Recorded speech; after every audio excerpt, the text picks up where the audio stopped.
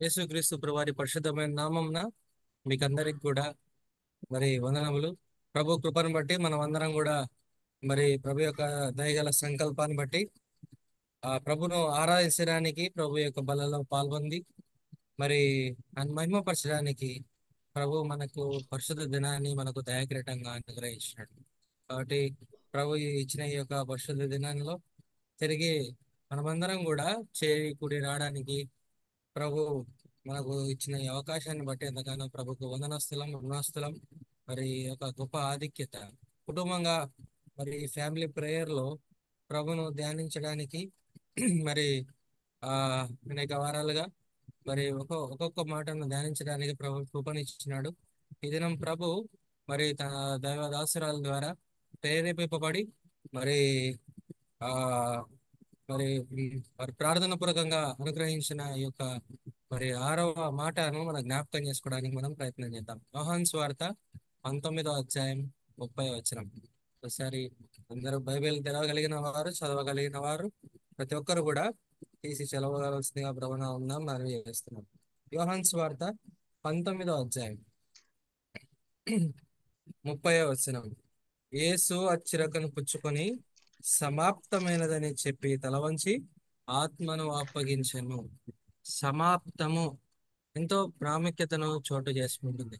సమాప్తము అంటే ప్రతిదీ కూడా మరి నెరవేర్చిన దేవుడుగా మనకు కనపడుతున్నారు యేసుక్రీస్తు ప్రభువారు. సమాప్తమని ఆ అంత ఈజీగా ఏది కూడా చెప్పలేం మనం. ఇది అయిపోయింది, ఇంకా సంపూర్ణం చేయబడిందని ఒక యేసుక్రీస్తు ప్రభువారి యొక్క ద్వారానే మనకు అర్థమవుతుంది. యేసుక్రీస్తు ప్రభువారి ద్వారా తప్ప ఏది కూడా సమాప్తము ఆ కాబడలేదు. మనం బైబిల్ను మరి చూస్తే బైబిల్ పరిశుద్ధ గ్రంథంలో మలాకీ గ్రంథము ఆఖరి అధ్యాయంలో మనం చూస్తే మలాకీ గ్రంథం ఆఖరి అధ్యాయంలో అక్కడ కూడా సమాప్తం అని రాయబడుతుంది. మలాకీ గ్రంథం ఆఖరి అధ్యాయము చివర కింద రాయబడిన మాట లాస్ట్ ఏమని రాయబడుతుంది? సమాప్తం అని రాయబడుతుంది. ఈ పాత నిబంధన యొక్క సమాప్తం. తిరిగి ప్రకటన గ్రంథం ఆఖరి 242వ పేజీలో ఆఖరి అధ్యాయము లాస్ట్ మాట సమాప్తం అని రాయబడుతుంది. ఈ రెండు సమాప్తములు మరి యేసుక్రీస్తు ప్రభువారు మరి చెప్పిన ఈ సమాప్తమైన దానికి ఎంతో మరి లింక్ ఉందని, ఎంతో మరి ఆ దాని గురించిన రిలేషన్ ఉందని మనం జ్ఞాపకం చేసుకోవడానికి ప్రయత్నం చేద్దాం. ఏంటి ఈ పాత నిబంధన యొక్క సమాప్తానికి దాని అర్థం ఏంటంటే అది భారం. భారం ధర్మశాస్త్రం యొక్క భారము. ఇది నూతన నిబంధన ప్రకటన గ్రంథము యొక్క సమాప్తము. బాధ్యత లేకపోతే ప్రయాణం. ఈ రెండిటి యొక్క అనుసంధానం సమాప్తమే యేసుక్రీస్తు ప్రభువారు శిలువలో పలికిన యొక్క మాట. పాత ధర్మశాస్త్రం యొక్క భారాన్ని యేసుక్రీస్తు ప్రభువారు సమాప్తం చేసినారు. పరలోక రాజ్యం యొక్క మార్గము సరళం చేసి యేసుక్రీస్తు ప్రభువారు మరి సమాప్తం అని చెప్తారు. ఆ బాధ్యతను కూడా మామూలుగా చిన్నగా మనకు అర్థం చేసుకోవడానికి సింపుల్ గా చెప్తాను. మనం ఒక ప్రాంతానికి మనం పోవాలంటే ఇప్పుడంటే ఈ జిపిఎస్లు అవన్నీ వచ్చినాయి. ఒకప్పుడు ప్రాంతానికి పోవాలంటే అడిగి అడిగి అడిగి అడిగి ఒక్కొక్క దారి అడిగి లెఫ్ట్ పోవాలా రైట్ పోవాలా అడిగి అడిగి పోయేవాళ్ళం మనం. కానీ ఎప్పుడైతే ఈ టెక్నాలజీ పెరిగిందో ఇప్పుడు ఏమైపోయిందంటే ఎవరిని అడగాల్సిన అవసరం లేకుండా మన మొబైల్లోనే జిపిఎస్ సిస్టమ్ వస్తుంది. నువ్వు ఎక్కడికి పోవాలో నీ డెస్టినేషన్ నువ్వు పెడితే సరైన మార్గంలో తీసుకుపోయి నా డెస్టినేషన్ లో పెడుతుంది. యేసుక్రీస్తు ప్రభువారు ఈ లోకానికి రావడం గల ముఖ్యమైన ఉద్దేశము మానవుని మీద ఉన్న ధర్మశాస్త్రం యొక్క భారాన్ని నెరవేర్చి దాన్ని తొలగించడానికి. రెండవది పరలోకపు రాజ్యం పోవడానికి మార్గము సరళం చేసి ఆ బాధ్యతను మరి అంటే ఇప్పుడు మనకి ఇంకా ఎటువంటి కార్యాలు మనం చేయాల్సిన అవసరం లేదు. ఉచితమైన యేసుక్రీస్తు ప్రభువారు ద్వారా ఏ రక్తం అయితే యేసుక్రీస్తు ప్రభువారు చిందించిన శిలవ రక్తం ద్వారా ఆయన శరీరం మరి చారలుగా దున్నబడిన ఆ శరీరం ద్వారా మనం యేసుక్రీస్తు ప్రభువారిని నమ్ముకోగలిగితే, యేసుక్రీస్తు ప్రభువారిని సొంత రక్షణగా అంగీకరించగలిగితే ఆ పరలోకపు రాజ్యం యొక్క మార్గము ప్రభువారు మనకు ఆ బాధ్యతను ఆ మార్గాన్ని ప్రభువారు సమాప్తం చేశారు. కాబట్టి ఇప్పుడు ఏం లేదు, మనం ఈ దినము రెప్పపాటున మనం మరణించిన యేసుక్రీస్తు ప్రభువారి దగ్గరికి మరి చేరుతామనే నిరీక్షణ మనకు మనకు ఉంది. మరి పరలోక రాజ్యం పోతామనే నిరీక్షణ యేసుక్రీస్తు ప్రభువారు కల్పించినారు. ఎప్పుడు కల్పించినారు అంటే ఈ ఆరో మాట ద్వారా యేసుక్రీస్తు ప్రభువారు సిలువలో యేసుక్రీస్తు ప్రభువారు మాట్లాడిన ఈ ఆరో మాట సమాప్తమనే మాట ద్వారా మనం ఇది స్పష్టంగా అర్థం చేసుకోగలం. యేసుక్రీస్తు ప్రభువారు 33.5 సంవత్సరాలు మరి భూలోకంలో జీవించి 3.5 సంవత్సరములు తను చేసిన పరిచర్యలో మరి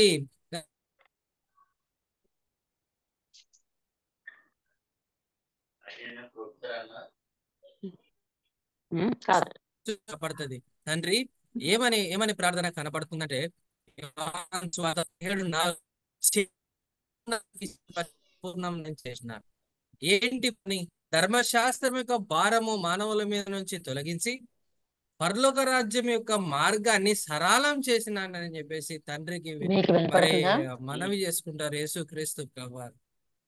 కాబట్టి కాబట్టి యేసుక్రీస్తు ప్రభువారు చేసిన ఈ గొప్ప మరి ఈ యొక్క మాట మనల్ని అందరినీ కూడా మరి సంతృప్తికరంగా మనము ఎంతో నిశ్చితగా మనం యేసుక్రీస్తు ప్రభువారి యొక్క మరణంలో ఈ మాటను మనం జ్ఞాపకం చేసుకోవడానికి, ఈ మాటను మనము మరి అనుభవించుకోవడానికి ఈ సమాప్త అనే మాట ఎంతో ప్రాముఖ్యతను చోటు చేసుకుంటాం.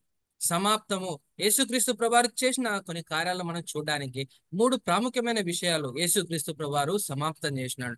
మొదటిది, ఆ యేసుక్రీస్తు ప్రభువారు సంపూర్ణం చేసినాడు అనే మాటను కూడా మనం వాడుకోవచ్చు. సంపూర్ణంగా మొదటిది ఏంటంటే, మొదటి మాట, ఆది ఆదామైనటువంటి మరి ఆదాము హవ్వ తండ్రితో ఏ యొక్క సంబంధం అయితే కోల్పోయినారో తండ్రితో ఏ సంబంధం అయితే కోల్పోయినారో ఆ సంబంధము తిరిగి మానవులకు ఆ సంబంధాన్ని కల్పించడానికి యేసుక్రీస్తు ప్రభువారు సమాప్తం చేసినారు. సంపూర్ణంగా అది నెరవేర్చబడింది. అందుకే శిష్యులతో అంటాడు ఏమంటే, మీరు ఇప్పుడు దాసులని నేను పిలవట్లేదు, దాసులని ఇప్పుడు నేను మిమ్మల్ని స్నేహితులని నేను పిలుస్తాను. ఎందుకు నేను స్నేహితులని నేను పిలుస్తాను అంటే, ఇప్పుడు మీకు సమస్తమైన విషయాలు మీకు తెలుసు, అన్ని కూడా మీకు తెలుసు. కాబట్టి ఇప్పుడు మీరు దాసులు కాదు, మీరు ఎవరంట? స్నేహితులు. మొదటి విషయం ఏంటంటే, ఆది కాండంలో రాయబడింది కదా, ఆది కాండంలో అబ్రహాము కోల్పోయిన ఆ యొక్క మరి సహవాసాన్ని, అవ్వ కోల్పోయిన ఆ సహవాసాన్ని తిరిగి మరి యేసుక్రీస్తు ప్రభువారి ద్వారా తండ్రితో మనకు సహవాసం ఏర్పడిందని మనము నమ్ముచున్నాం. ఇది సమాప్తం అయిపోయింది. ఇది నెరవేర్చబడింది. సమాప్తం అనగా నెరవేర్చబడ్డం అని కూడా మనం అర్థం చేసుకోవచ్చు. యేసుక్రీస్తు ప్రభువారు ఆదాము కోల్పోయిన దాన్ని తిరిగి మన మన మన కొరకు యేసుక్రీస్తు ప్రభువారి లోకానికి వచ్చి శిలువలో మరణించడం ద్వారా తండ్రితో మనకు సమాధానాన్ని ప్రభు అనుగ్రహించినాడు యేసుక్రీస్తు ప్రభువారు. రెండవ మాట ఏంటంటే, లేఖనాలు నెరవేర్చబడ్డ ధర్మశాస్త్రం అనే కాడి కింద ఉన్న ప్రతి మానవుణ్ణి యేసుక్రీస్తు ప్రభువారు ద్వారా మరణం ద్వారా ఇది కూడా సమాప్తం చేయబడింది. అందుకే యేసుక్రీస్తు శాస్త్రులు పరిచయాలు మాటి మాటికి యేసు ప్రభువారిని తప్పుపట్టాలని ఎన్నిసార్లు ప్రయత్నం చేసినా కూడా వారు తప్పును పట్టుకోలేకపోయినారు, యేసు ప్రభువును బంధించలేకపోయినారు. ఏదో మరి కారణాన్ని బట్టో ఏదో ఒక రీతిని యేసు ప్రభువును మరి సిలువకు వేయాలని. అందుకే పిలాతు అంటాడు కదా, ఇతనిలో నాకు ఎటువంటి దోషం నాకు కనపడట్లేదు, ఎందుకు సిలువ వేయాలని ప్రయత్నం చేస్తున్నారో నాకు అర్థం కావట్లేదు అంటాడు మరి రాజు. కాబట్టి ఎప్పుడైతే ఇవన్నీ మనం అర్థం చేసుకోవడానికి గల కారణం ఏంటంటే, లేఖనములను నెరవేర్చబడడానికి యేసుక్రీస్తు ప్రభువారు సమాప్తం చేసినారు, సంపూర్ణంగా నెరవేర్చినారు. మొదటిగా అబ్రహాము కోల్పోయిన రిలేషన్ ని మరి ఈ సమాప్తం యేసుక్రీస్తు ప్రభువారి యొక్క శిల్వ కార్యం ద్వారా సమాప్తం చేయబడింది, అది మనకు అనుగ్రహింపబడింది. రెండవదిగా, పాత నిబంధనలో ఉన్న ధర్మశాస్త్రాన్ని యేసుక్రీస్తు ప్రభువారు నెరవేర్చి దాన్ని సమాప్తం చేసినారు. మూడవది ఏంటంటే, సాతానును పాతాళములోకి త్రొక్కడం అనేది సమాప్తం చేయబడింది యేసుక్రీస్తు ప్రభువారి యొక్క మరణం ద్వారా. సాతానుకు భూమి మీద సాతానికి అధికారం ఉంది. అందుకే యేసుక్రీస్తు ప్రభువారు తన బాప్తిసం తీసుకున్న తర్వాత మత్తయి సువార్తలో కూడా మనం చూస్తాం, 4వ అధ్యాయంలో, మత్తయి సువార్త 4వ అధ్యాయంలో రాయబడిన మాటలు ఏంటంటే, యేసు ప్రభువారిని మరి సాతాను మరి శోధిస్తుంది, 3 రకాలుగా శోధిస్తుంది. రాళ్లను రొట్టెలుగా చేసుకోను, పైనుంచి నువ్వు దూకు, దేవదూతలు వస్తారని నాకు ఒక్కసారి మొక్కు అని చెప్పేసి సాతాను శోధిస్తుంది.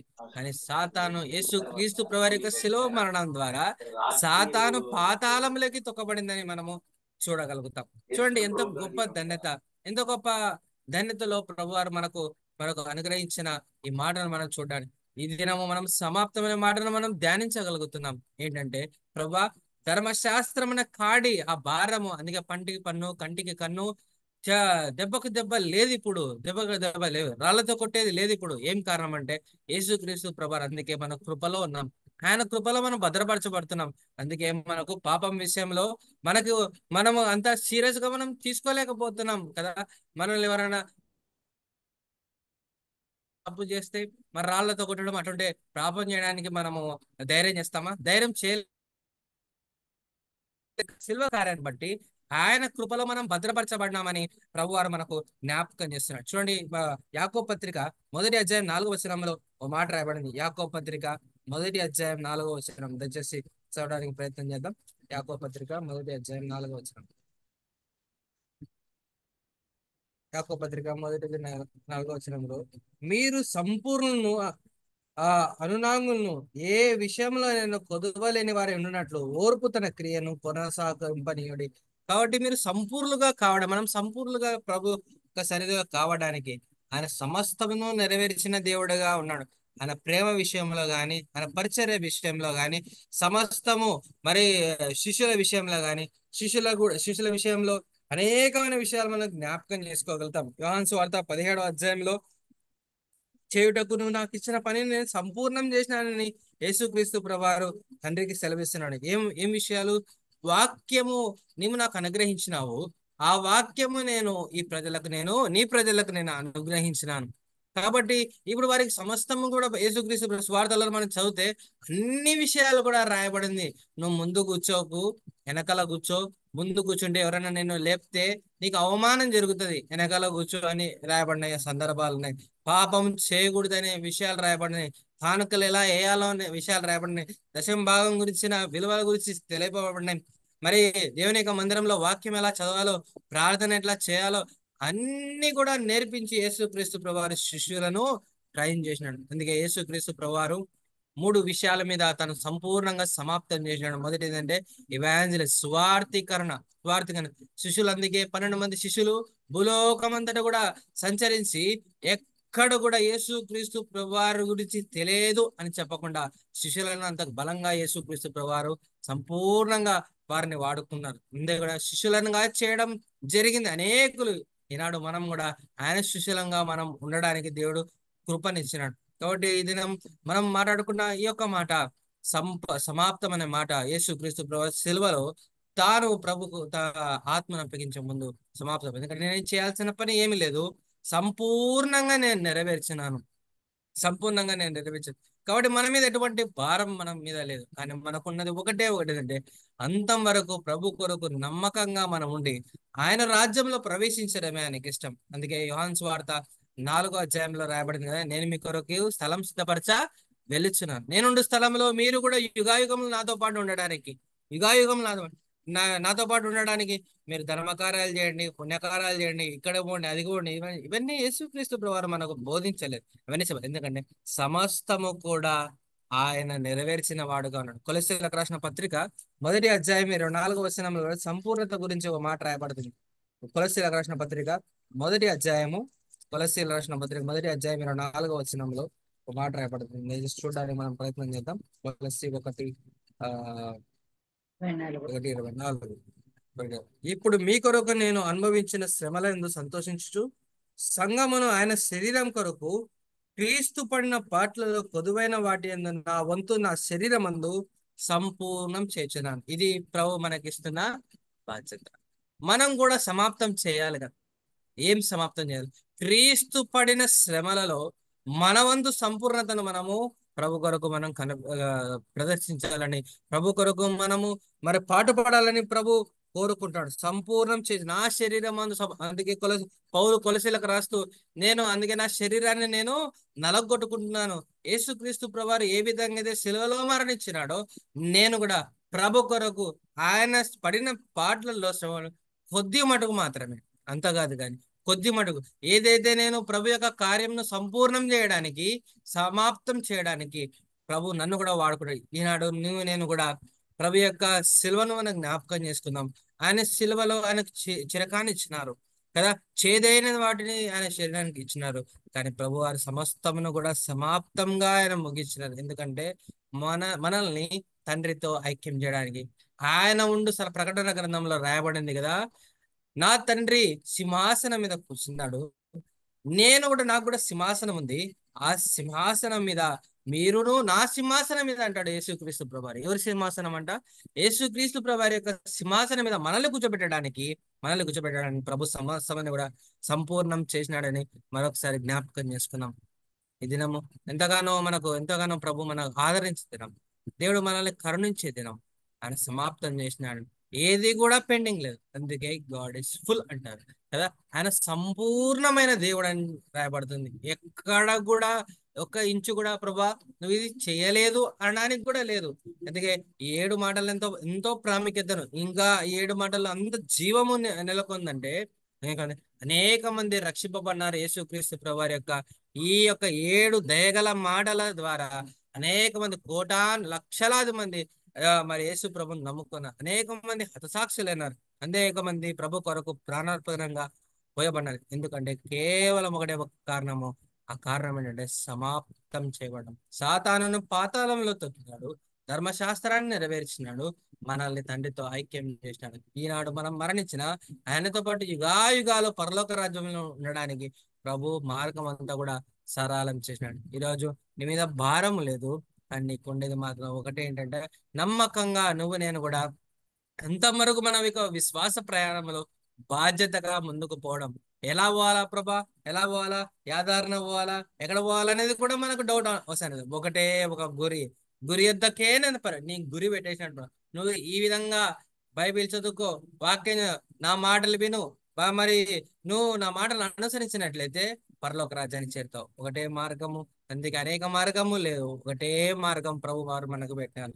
ఎవరైతే నా మాట విని మరి ఎవరైతే వింటారో వారిని నేను నా పిల్లలుగా, యేసుక్రీస్తు ప్రభువారు సంపూర్ణం చేసిన ఇంకొక మాట, ఆయన సమాప్తం చేసిన ఇంకొక మాట ఏంటంటే, మనము దాసులుగా కాకుండా, కొలస్సీలకు రాసిన పత్రికలో రాయబడింది, ఆ కొలస్సీలకు రాసిన పత్రిక మనల్ని కుమారులుగా చేసినాడని, కుమారులు తిరిగి వారసులుగా చేసినాడని ప్రభువారు. చూడండి, గలతీలకు రాసిన పత్రిక 4వ అధ్యాయము 6వ వచనం 7వ వచనంలో రాయబడింది, మరియు మీరు కుమారులై ఉన్నందున నాయన తండ్రి అని మొరపెట్టు తన కుమారుని ఆత్మ దేవుడు మన హృదయంలోనికి పంపాను. కాబట్టి నీవిక దాసుడవు కావు, కుమారుడవైతే దేవుని ద్వారా వారసుడు. ఎంత గొప్ప ధన్యత!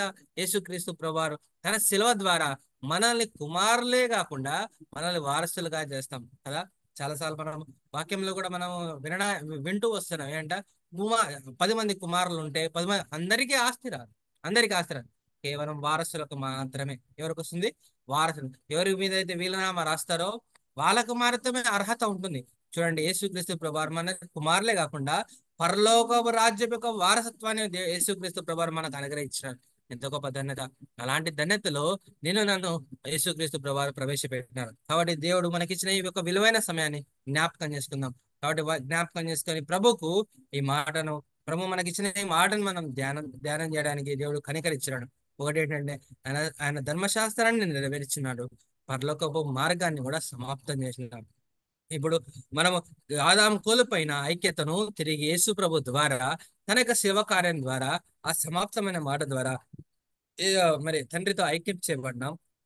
ధర్మశాస్త్రం అనే కాడి మన మీద లేదు. అంతేకాకుండా సాతాను పాతాళంలోకి తొక్కబడింది. కుమారుల నుంచి మన వారసులుగా యేసుక్రీస్తు ప్రభువారు మనకు అనుగ్రహించినాం. కాబట్టి ఈనాడు నువ్వు నేను చనిపోతే మనము నేరుగా ఆయన యొక్క సన్నిధిలో, ఆ పరలోక రాజ్యంలో యేసుక్రీస్తు ప్రభువారి కూర్చున్న సింహాసనం మీద కూర్చొనే ధన్యత నీకు నాకు అనుగ్రహింపబడింది. కాబట్టి ఈ సేవా కార్యాన్ని మనం వర్ణించలేము, మనం మర్చిపోలేము. ఇక్కడ చిన్న ప్రార్థన చేసుకుందాం, ముగిద్దాం. మా ప్రేమైన తండ్రి, నీ పరిశుద్ధ నామమును బట్టి నీకు వందనాలు ప్రభా. ఈ రాత్రి మరి నీ యొక్క శిలువ ధ్యానంలో ప్రభా, శిలువలో మీరు మాట్లాడిన మరి 6వ మాట సమాప్తము మీ ఆత్మ మీద ప్రభా, జగంటే సమాప్తమైన మాట. ఆ లోతులలో మేము ఆలోచిస్తే ప్రభా, ప్రతి మాట కూడా మీరు సమాప్తం చేయండి. ప్రేమ ప్రేమ గురించి, విశ్వాసం గురించి, నిరీక్షణ గురించి, సాత్వికం గురించి, దయాలత్వం గురించి, సేవ గురించి, రొట్టె విరుచుట, ప్రార్థన చేయట, రకరకాలు ఎన్ని అయితే మీరు బోధించినారో అవన్నీ భూలోకంలోనే సమాప్తం చేసి నెరవేర్చి మా మార్గాన్ని అంతా కూడా సరళం చేసినాడు. ప్రభా, ఇంత గొప్ప దేవుడో మీరు మాకున్నారు. ఇంత గొప్ప జాలిగా, దయామయుడు, కరుణామయుడు, మా కొరకు సిలువలో వేలాడమన్నారు. ప్రభా, కొరడాలతో కొట్టినారు, ముల కిరీటం పెట్టినారు. ప్రభా, దయలైనా మరి పక్కలో బల్లం పొడిచినారు. ప్రభా, మేకులు కొట్టినారు, కాళ్ళల్లో చేతుల్లో మేకులు కొట్టినారు, ఉమ్మి వేసినారు. ప్రభా, బట్టలు చింపినారు. తండ్రి, కేవలం నన్ను నీ వారసుడిగా చేసుకోవడం, ఈ దౌర్భాగ్యమైన ఈ కుమారుని ప్రభా వారసునిగా చేసినావు. నీకు వందనాలు. ఈనాడు నేను మరణించిన ప్రభా, నీ సింహాసనం మీద నాకు స్థానాన్ని ఇచ్చినావు ప్రభా.